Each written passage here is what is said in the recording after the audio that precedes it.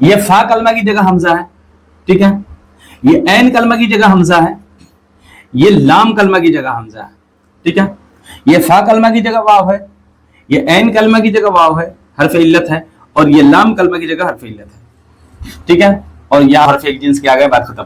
تبا اس میں دیکھیں دو حرف علت اکٹھے ہیں، یہاں دو حرف علت الگ الگ ہیں، بیچ میں حرف صحیح ہے، دو حرف علت جو ہے الگ الگ ہے، بس سمجھ میں؟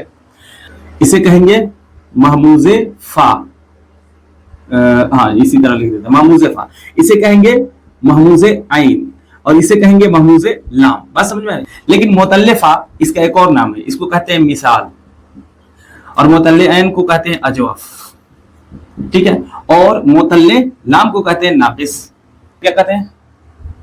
مضاعف۔ طبع، اچھا دو حرف علت ایک ساتھ ہے تو اسے کیا کہیں گے؟ لفیف مقرون، اور اسے کہیں گے لفیف مفروق، ٹھیک ہے، یہ